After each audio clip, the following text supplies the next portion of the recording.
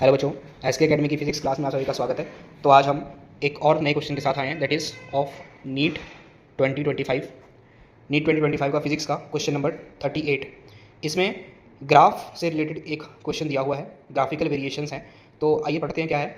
Which of the following options represent the variation of photo electric current. एक हमारे पास जो क्वांटिटी है वो फोटो इलेक्ट्रिक करंट है with property of light as shown in x axis. तो एक प्रॉपर्टी ऑफ लाइट है। अब जैसे फर्स्ट ऑप्शन में प्रॉपर्टी कौन सी है, इंटेंसिटी ऑफ लाइट, सेकंड में भी इंटेंसिटी ऑफ लाइट है, थर्ड में फ्रीक्वेंसी ऑफ लाइट है एंड फोर्थ में भी फ्रीक्वेंसी ऑफ लाइट है। तो this is the two property.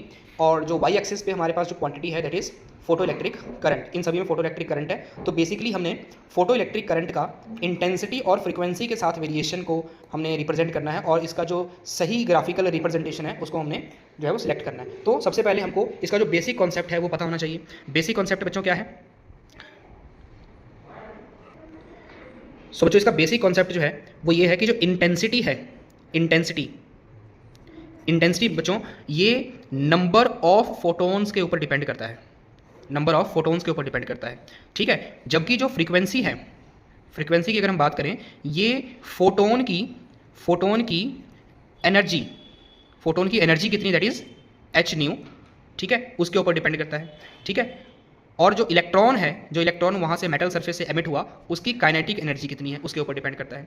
तो अगर हम बात करें फोटो इलेक्ट्रिक करंट की, तो फोटो इलेक्ट्रिक करंट का मतलब क्या है कि जितने फोटोन मेटल के ऊपर फॉल करेंगे उतने ही इलेक्ट्रॉन वहाँ से इजेक्ट होंगे। अगर 2 फोटोन फॉल किए तो यहाँ से 2 इलेक्ट्रॉन इजेक्ट होंगे, 3 फोटोन फॉल करेंगे तो वहाँ से 3 इलेक्ट्रॉन इजेक्ट होंगे, ठीक है।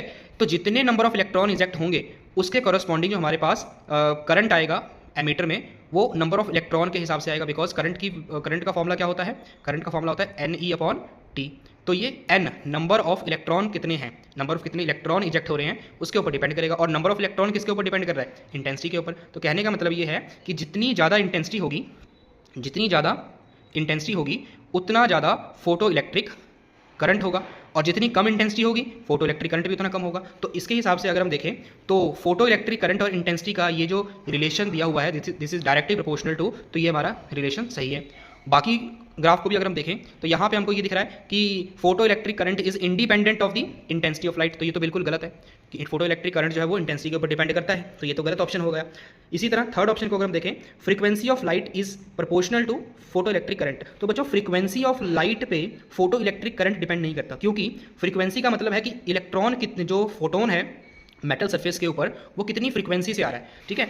मतलब जितनी ज़्यादा फ्रीक्वेंसी होगी उतना ज़्यादा उसका काइनेटिक एनर्जी होगा, ठीक है। अब चाहे इलेक्ट्रॉन की काइनेटिक एनर्जी कम है, चाहे इलेक्ट्रॉन की काइनेटिक एनर्जी ज़्यादा है, जो मिली एमीटर में, जो हमारे पास एमीटर है उसमें जो करंट की रीडिंग होगी वो वेरी नहीं करेगी, वो इलेक्ट्रॉन की स्पीड पे डिपेंड नहीं करता, वो कितने नंबर ऑफ इलेक्ट्रॉन हैं उसके ऊपर डिपेंड करता है। तो इसीलिए फ्रीक्वेंसी का फोटो इलेक्ट्रिक इफेक्ट के साथ, फोटो इलेक्ट्रिक करंट के साथ कोई रिलेशन नहीं है, ठीक है।